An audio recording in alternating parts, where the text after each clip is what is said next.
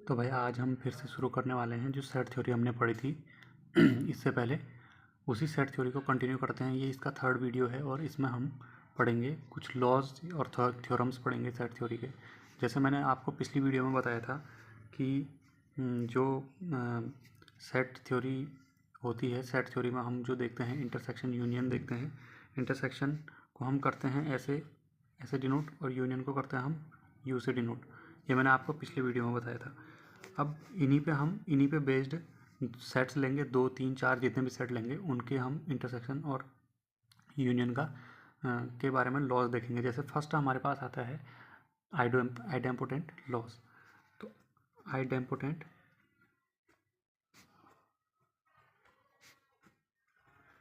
Idempotent law idempotent law क्या कहता है कि अगर ए कोई भी सेट है, if A is any set then, अगर ए कोई भी सेट है तो ए का यूनियन होगा, ए का यूनियन खुद ए के साथ क्या हो जाएगा, ए हो जाएगा। ऐसे ही जो ए का इंटरसेक्शन है ए के साथ वो क्या हो जाएगा, ए ही हो जाएगा दोबारा। ठीक है, तो ये है लॉ ऑफ आइडेम्पोटेंसी। तो इसका मतलब अगर कोई इस लॉ को, मतलब ये सारे के सारे सेट इसी लॉ को फॉलो करेंगे हमेशा, क्योंकि अगर किसी भी सेट का अपने साथ अगर यूनियन लोगे तो यूनियन में क्या आता है हमेशा, जैसे मैं वेन डायग्राम से समझाऊंगा आपको। ये ए सेट है, अब ए का मैं ए के साथ ही यूनियन लूँगा तो क्या आएगा, पूरा यही वाला पार्ट आएगा। इसको मान लो मैं यूनिवर्सल सेट एक्स मानता हूँ तो ए ये पूरा आ जाएगा, तो ए ही आ जाएगा वापस। और ऐसे ही अगर ए का ए के साथ ही इंटरसेक्शन लूँगा तो इंटरसेक्शन में तो वही लेना होता है जो कॉमन होता है, तो दोनों आ जाएगा इसी में। अब जैसे फॉर एग्ज़ाम्पल हम दूसरा देखते हैं इसमें। दूसरा दूसरा जो लॉ है हमारे पास वो है आइडेंटिटी लॉ। दूसरा लॉ क्या है, दूसरा लॉ है हमारे पास आइडेंटिटी लॉ। आइडेंटिटी लॉ, अब आइडेंटिटी लॉ जो होता है उसमें अगर फिर से ए अगर कोई सेट है, if A is any set then, पहला A union phi, A union phi जो होगा वो ए यूनियन फाई हमारे पास हमेशा ए ही आएगा। क्यों, क्योंकि अगर मैं ए का वन डायग्राम से समझेंगे कि ये ए सेट है, ए सेट है यूनिवर्सल सेट में से ये ए सेट है, और इसमें से अगर मैं फाई तो कुछ है ही नहीं, फाई का मतलब नल सेट या एम्प्टी सेट, फाई में कुछ है ही नहीं। तो ए का जब यूनियन लूँगा तो वो लेना होता है जो दोनों में है, दोनों लेना होता है हमको यूनियन में। तो इसका मतलब ये दोबारा से वही आ गया। इसको आइडेंटिटी क्यों बोल रहे हैं, क्योंकि जब ऑपरेशन हम इसमें कर रहे हैं, ऑपरेशन ये क्या है, यूनियन है। अभी ऑपरेशन है हमारे पास यूनियन, तो यूनियन कर रहे हैं तो दोबारा से ए ही मिल जा रहा है हमको। ये इस टाइप का हो गया कुछ। देखो जैसे जैसे मैंने कोई भी नंबर लिया और नंबर को 5 मल्टीप्लाई बाई 1 किया तो 5 ही आ गया, तो इसका मतलब आइडेंटिटी लो। तो 1 क्या आ गई इसमें, 1 आइडेंटिटी है, तो इसमें जो 5 है अभी उसको आइडेंटिटी भी बोल सकते हैं हम इसमें। ठीक है, जैसे फॉर एग्जांपल दूसरा है जिसमें लो A intersection phi, A intersection phi क्या है, अभी फाई ही आ जाएगा, क्योंकि फाई का जब ए के साथ इंटरसेक्शन होगा तो इंटरसेक्शन में वो लेना होता है हमको जो दोनों में कॉमन होता है। अब दोनों में कॉमन क्या है, दोनों में कॉमन कुछ भी नहीं है, क्योंकि फाई में तो कुछ है ही नहीं, तो दोबारा से क्या आ जाएगा, फाई ही आ जाएगा। दूसरा लॉ ये है। अब हम जैसे तीसरा लॉ देखेंगे इसमें, तीसरा लॉ देखेंगे, थर्ड लॉ ये है ए यूनियन यू, यू का मतलब है यूनिवर्सल सेट, तो ए यूनियन यू जो है यू ही आ जाएगा दोबारा। क्यों, मान लो जैसे ये वाला है, ये एक्स है तो मैंने इसको यू बोल दिया यूनियन, और ए ये है, तो अगर इन दोनों का मैं यूनियन लूँगा तो पूरा क्या आ जाएगा, ए तो आएगा ही आएगा लेकिन यू भी पूरा आ जाएगा उसके साथ साथ। ठीक है, ये पूरा पार्ट आ जाएगा यहाँ से ऐसे। ठीक है, जितना भी पार्ट आएगा पूरा ए भी कवर करेगा ये। ठीक है, पूरा पार्ट आ जाएगा इसमें, तो हमारा इतना आ जाएगा इसमें। अब जैसे अगर इसको आप सोचोगे कि कैसे इसका प्रूफ तो जैसे वेन डायग्राम से दे दिया। तो अगर मैं मान लूँ कि अगर x belongs to A union U, A union U में आ रहा है तो ये यू में कैसे आ जाएगा, क्योंकि देखो x जो है वो ऑलरेडी यू में है और a जो है, a भी ऑलरेडी यू का सबसेट है, यू का सबसेट है। तो a जो है यू का सबसेट है, तो इसका मतलब क्या हुआ, इसका मतलब हुआ कि जितने भी एलिमेंट a में हैं वो सारे u में हैं, और ये दोबारा से क्या आ जाएगा हमारे पास, u ही आ जाएगा। ठीक है, अब थर्ड हमारे पास आता है, अब एक और आता है हमारे पास, जैसे देखो फोर्थ वाला है ए union U, A intersection you, sorry A inter union तो कर दिया ना हमने, ए इंटरसेक्शन यू। तो ए इंटरसेक्शन यू करेंगे तो ए इंटरसेक्शन यू, अब देखो इस वाला, इसको हम दोबारा बनाते हैं। यहाँ पे ये जो सेट है यूनिवर्सल सेट यू है और ए ये सेट है कोई, ए ये सेट है, इन दोनों का इंटरसेक्शन क्या है यू और ए का, यू तो ये सेट है और ए का क्या है यू में ये पार्ट भी है और ए में भी ये पार्ट है। तो इसका मतलब ये जो अंदर वाला पार्ट है ये क्या आ गया, इंटरसेक्शन आ गया। तो इंटरसेक्शन में दोबारा क्या आ जाएगा, यू। यहाँ पे यू एज ए आइडेंटिटी काम कर रहा है यहाँ पे, और यहाँ पे जो ए है वो अभी आइडेंटिटी की तरह काम कर रहा है। ऐसे ही यहाँ पे जो हम ले रहे थे फाइव में फाइव इंटरसेक्शन ए ले रहे थे तो फाइव आ रहा था, इसका मतलब ए अभी यहाँ पे आइडेंटिटी की तरह काम कर रहा है। क्यों, क्योंकि फाइव को ए के साथ ऑपरेट करने पे फाइव ही आ जा रहा है दोबारा। ठीक है, तो ऐसा करेंगे। अब थर्ड जो आता है हमारे पास, थर्ड आता है हमारे पास कम्यूटेटिविटी।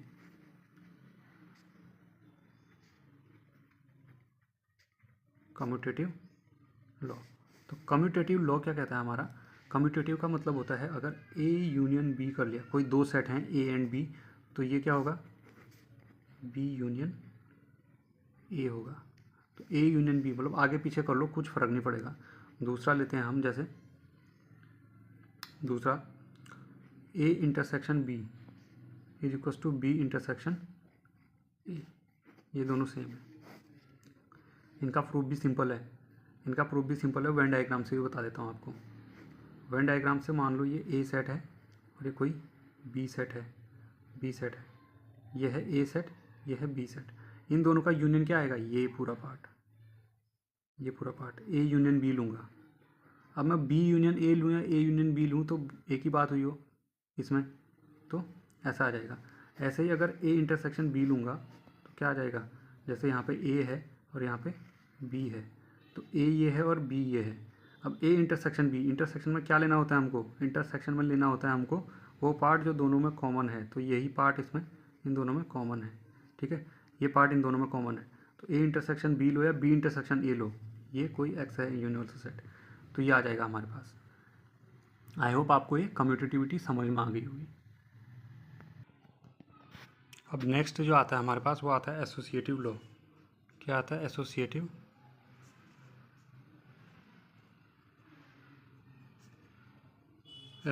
लॉ। एसोसिएटिव लॉ क्या क्या कहता है, एसोसिएटिव लॉ का मतलब होता है कि अगर कोई तीन सेट्स हैं ए बी एंड सी, कोई भी तीन सेट हैं, तो अगर इनमें हम यूनियन या इंटरसेक्शन करते हैं इनका, जैसे A union B union C, अगर हम ऐसा करें तो इसको हम ऐसा भी लिख सकते हैं, ए यूनियन बी और यूनियन सी। इसका मतलब हुआ कि पहले बी और सी का यूनियन निकालो, फिर उसका यूनियन ए के साथ निकाल दो, तो वो उसी के बराबर होगा जब आप ए और बी का यूनियन निकालोगे और उसका यूनियन फिर सी के साथ निकालोगे, तो ये बराबर बात हो गई। अब दूसरा जो होता है इसमें, दूसरा भी सेम टू सेम है कि अगर आप A intersection B intersection C is equal to A intersection B intersection C. अब देखो मैंने ब्रैकेट यहाँ लगाया, इसका मतलब हुआ कि ए और बी का इंटरसेक्शन निकालो पहले और उसके साथ सी का इंटरसेक्शन निकाल दो, तो वो बराबर होगा ए का इंटरसेक्शन निकालोगे जब बी के साथ, ए का इंटरसेक्शन जब बी और सी के इंटरसेक्शन के साथ निकालोगे तो सेम टू सेम वही हो जाएगा। ठीक है, तो इसको कहते हैं हम एसोसिएटिव लॉ। इसके अलावा मैंने आपको कल जो बताया था वो डिस्ट्रीब्यूटिव लॉ और डी मॉर्गन्स लॉ आपको बता दिया था मैंने। ठीक है, तो डिस्ट्रीब्यूटिव लॉ क्या होता है, डिस्ट्रीब्यूट हो जाता है वो ऐसे, जैसे अगर हम A intersection B union C करेंगे तो ये क्या हो जाएगा, A intersection B union A intersection C. क्या हुआ इसमें क्या हुआ, इसमें ए जो हो गया बी के साथ सेपरेट हो गया और सी के साथ भी सेपरेट हो गया, तो ये हो गया हमारे पास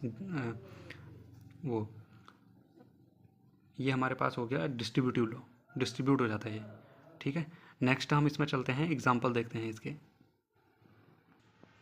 देखो तो हमारा जो एग्जांपल है वो ये है कि हमने 1500 रिवर्स की स्टडी की। क्या की, 1500 रिवर्स की स्टडी की। 1500 रिवर्स की स्टडी की, तो उस स्टडी में हमने पाया कि जो 520 रिवर्स थे, जो 520 रिवर्स थे वो पॉल्यूटेड थे किससे, सल्फ़र कंपोनेंट से, सल्फ़र कंपोनेंट से पॉल्यूटेड थे। और सल्फ़र कंपोनेंट से 520 क्या थे, पॉल्यूटेड थे हमारे पास। और हमारे पास जो अगला अगला आता है इसमें कि 335 जो रिवर थे, 335 रिवर जो थे वो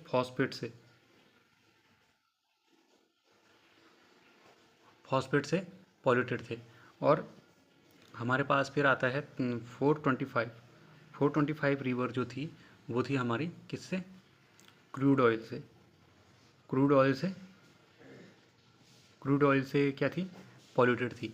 जब ये ऐसा था तो अब हमारे पास नेक्स्ट इन्फॉर्मेशन जो दे रहा है कि जो हमारे पास 100 रिवर्स थी वो क्रूड ऑयल और सल्फ़र से पॉल्यूटेड थी। तो क्रूड ऑयल को मैं सी लिख देता हूँ और सल्फ़र को मैं लिख देता हूँ क्या, एस। तो जो 100 रिवर्स थी हमारे पास क्रूड ऑयल और सल्फ़र से पॉल्यूटेड थी। ऐसे करेंगे, दोनों से पॉल्यूटेड थी ना, तो क्रूड और सल्फ़र ये दोनों आ रहे हैं, ए एंड बी बताया था, ए एंड बी दोनों आ रहे हैं, तो क्या आ जाएगा, 100 आएगा। ठीक है, 100 आएगा। अब दूसरा जो आता है हमारे पास, जो 180 रिवर्स थी वो किससे पॉल्यूटेड थी, वो थी सल्फ़र और फॉस्फेट से, सल्फ़र इंटरसेक्शन फॉस्फेट। तो सल्फ़र इंटरसेक्शन फॉस्फेट में कितना आ जाएगा, 180।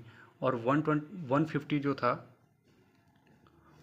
जो था वो फॉस्फेट और क्रूड ऑयल से था, फॉस्फेट इंटरसेक्शन सी। तो phosphate intersection C crude oil से था। अब जो 28 रिवर्स थी वो 28 रिवर्स जो थी वो थी हमारे पास सल्फ़र कंपाउंड और फॉस्फेट और क्रूड ऑयल सबसे थी, वो तीनों से, ए बी एंड सी। तो एस पी और सी ये 28 तो तीनों से पॉल्यूटेड थी।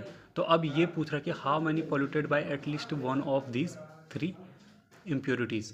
तो ये पूछ रहा है कि at least one of these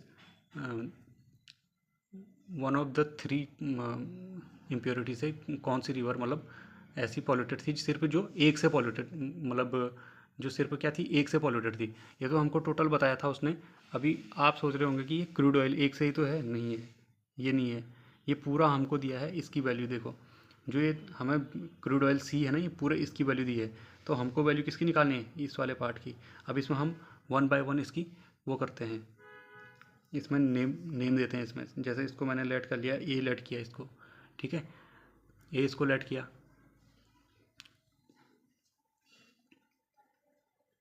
A late कर लेता हूँ मैं इसको, और इस वाले पार्ट को मैं कर लेता हूँ बी लेट, ठीक है।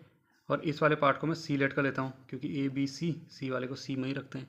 और इसको डी लेट कर लेता हूँ, उसके बाद ई इसको करता हूँ, और एफ इसको कर देता हूँ, और जी इसको कर देता हूँ मैं लेट। इस वाले पार्ट को जी कर दिया मैंने, जो ये बीच वाला तीनों का इंटरसेक्शन है वो जी है। तो अब हमारे पास देखो इक्वेशन बनेगी, इसको मैं यूनिवर्सल सेट लेट कर लेता हूँ। ये जो है ये यूनिवर्सल सेट है, इसको मैं यूनिवर्सल सेट लेट कर लेता हूँ। तो अब हमारे पास जो आएगा वो क्या आता है, देखो वो आता है हमारे पास, देखो जैसे हमें बताया गया था कि 520 क्या है, सल्फ़र से है। अब सल्फ़र में देखो, ये सल्फ़र ये वाला एरिया है, तो 520 ए ई डी एन जी। तो यहाँ पे हमारे पास इक्वेशन बनेगी A plus D plus E plus G, A plus D plus E plus G जो आया 520। ऐसे ही सेकेंड में हमारे पास कहा था कि ये 335 क्या है, फॉस्फेट से, 335 फॉस्फेट से, फॉस्फेट वाला कहाँ गया, ये है। तो ई जी एफ और बी, तो ई प्लस जी प्लस एफ प्लस बी, तो ई प्लस जी प्लस एफ प्लस बी, ये हमारे पास क्या बनी, 335 वाली इक्वेशन बनी। अब हमारे पास जो नेक्स्ट आता है वो आता है हमारे पास 425 जो थी वो क्रूड ऑयल से थी। तो एफ सी डी और जी, तो ये हमारे पास बना C D F G, C D F G बोल सकते हैं इसको, C plus D plus F plus G is equals to 425। अब हमारे पास एक चीज़ और आती है, देखो ये हमारे पास कहा था इसने कि जो इंटरसेक्शन था किसका, सी और एस का, सी एंड एस, सी क्या है क्रूड ऑयल और एस क्या है सल्फर, इन दोनों का इंटरसेक्शन है जी प्लस डी। तो जी प्लस डी जो है उसकी वैल्यू कितनी थी, 100, मतलब कि इंटरसेक्शन में क्या था, 100 थी, ऐसी 100 रिवर्स थी। ऐसी 180 अगर हम लेंगे तो 180 किसकी वैल्यू आ जाएगी, एस एंड पी। एस ये है, पी ये है, ई प्लस जी। तो ई प्लस जी जो है, या जी प्लस ई कैसे कर सकते हैं इसको, ई प्लस जी जो है 180 रिवर्स ऐसी थी। अब जो आया हमारे पास P and C, P C, तो E and F, G and F, sorry G and F, G plus F जो है वो क्या आया, वो आया 150। और थर्ड जो आ रहा है हमारे पास, ओनली जी की वैल्यू दी है, देखो यहाँ पे एस पी, देखो यहाँ पे एस पी और सी इंटरसेक्शन, तीनों के इंटरसेक्शन में क्या है, ओनली, ओनली क्या है यहाँ पे जी है। Only G is the intersection of both three. मतलब कि ऐसा जो 28 रिवर ऐसी थी जो तीनों से पॉल्यूटेड थी, तो तीनों से जी की वैल्यू कितनी आ गई हमारे पास, जी की वैल्यू आ गई हमारे पास 28। 28 लिख देते हैं जी की वैल्यू को हम, ठीक है। अब 28 लिख दिया हमने जी की वैल्यू को। अब देखो आगे क्या करेंगे हम इसमें, आगे हम 1 बाय 1 जब पुट करेंगे जी की वैल्यू, देखो हम आराम से एक एक की वैल्यू निकाल सकते हैं इसमें। जी की वैल्यू जब हम इसमें 28 पुट करेंगे तो कितना आया, तो यहाँ से यहाँ से यहाँ से एफ़ की वैल्यू कितनी आ जाएगी, 28 माइनस करो इसमें से, तो हमारे पास आ जाता है कितना, 25 माइनस 3 22, तो हमारे पास 122 आ जाता है, ठीक है। यहाँ से जी की वैल्यू जब इसमें पुट करते हैं तो जी की वैल्यू यहाँ पे पुट करेंगे तो कितना आएगा, 28 plus E is equals to 180। तो ई की वैल्यू क्या आएगी यहाँ से, E is equals to 180 minus 28, 180 minus 28, 180 minus 20 160, and 160 में से 8 माइनस करो तो 152 हमारे पास आ जाता है। तो ये जो ई है, ई की वैल्यू 152, 1 बाय 1 अभी हम इसको देखेंगे, तो 1 बाय 1 इसको देखेंगे तो ई की वैल्यू भी हमारे पास आ गई। ऐसे ही डी की वैल्यू, डी की वैल्यू में से 28 माइनस करेंगे तो ये कितना आ जाएगा हमारे पास, 72। डी की वैल्यू यहाँ से डी की वैल्यू ये है, यहाँ से डी की वैल्यू करेंगे तो डी की वैल्यू क्या आ जाएगी, 72 आ जाएगी। तो ई आ गया हमारे पास, डी आ गया हमारे पास, एंड हमारे पास क्या आ गया, जी एफ सब आ गया हमारे पास। अब ए और बी की वैल्यू निकालनी है हमको, तो जब ए और बी की वैल्यू निकालेंगे, नेक्स्ट पेज पे चलते हैं, रुको। जो हमारे पास यहाँ पे वैल्यू आई वो अभी यहाँ पे जी की वैल्यू हमने निकाल दी थी, एफ की वैल्यू निकाल दी है, ई की वैल्यू निकाल दी थी और डी की वैल्यू भी हमने निकाल दी थी। अब इनकी वैल्यू जब 1 बाय 1 हम इस इक्वेशन में पुट करते हैं तो हम ए बी और सी की वैल्यू निकालेंगे हम। तो ए की वैल्यू कैसे निकलेगी, A is equals to 520 minus D plus E plus G. अब D plus E plus G करो यहाँ पे, D plus E plus G, D E and G को ऐड करो तो कितना होता है, 520 माइनस 72 प्लस 152 प्लस 28, तो 28, तो अब आया हमारे पास 520 माइनस 72, 4 आया, और 7 5 12 आ जाएगा, प्लस 28 ऐसे करेंगे हम तो 1 2 4 2 152 और 520, ये है 520 में से 152 माइनस करेंगे तो कितना आएगा हमारे पास, 368। तो हमारे पास ए की वैल्यू क्या आ गई, 368। सिमिलरली हम यहाँ पे बी की वैल्यू भी निकाल सकते हैं और सी की वैल्यू भी निकाल सकते हैं। तो हमने यहाँ पे देखा कि ये कितना आ रहा है, यहाँ पे मैंने गलती से 1 लिख दिया था, ये 2 आएगा यहाँ पे, ठीक है। और इसको ऐड करेंगे तो 252 और इसको माइनस करेंगे तो 268 आ जाएगा। 268, ए की वैल्यू आई 268, बी की वैल्यू आई 33 एंड सी की वैल्यू आई 203। तो हमारे पास जो था डायग्राम, उसमें कुछ पार्ट जो था, सिर्फ जो सिंगल वाला पार्ट था वो था ए बी एंड सी। देखो मैं दिखाता हूँ आपको, जैसे मैंने क्या लेट किया था। देखो यहाँ पे जो वैल्यू थी, यहाँ पे ये पूछ रहा था कि सिंगल इम्प्योरिटी से कौन कौन से रिवर पॉल्यूटेड हैं। तो सिंगल इम्प्योरिटी से जैसे ये वाला पार्ट आएगा, ओनली ए वाला पार्ट, ये वाला पार्ट, फिर ये वाला पार्ट ओनली, और ये वाला पार्ट ओनली। तो ये 3 पार्ट आएंगे। तो ए बी और सी को जब हम ऐड करते हैं इसमें तो कितना आता है, देखो देखो, तो हमारे पास आ जाएगा ए प्लस बी प्लस सी। तो ए प्लस बी प्लस सी 268 प्लस 33 प्लस 203, तो 268 प्लस 236 और 236 और 268 को ऐड करेंगे 4 और 6 + 3 तो 504 हमारे पास आंसर आ गया। इसका मतलब जो रिवर थी 504 रिवर्स ऐसी आएंगी जो पॉल्यूटेड हैं सिर्फ सिंगल इम्प्योरिटी से। ठीक है, तो आई होप आपको वीडियो पसंद आया होगा। तो इससे आगे हम नेक्स्ट वीडियो में करेंगे, रिलेशन एंड फंक्शन करेंगे हम अगले वीडियो में। Thank you so much.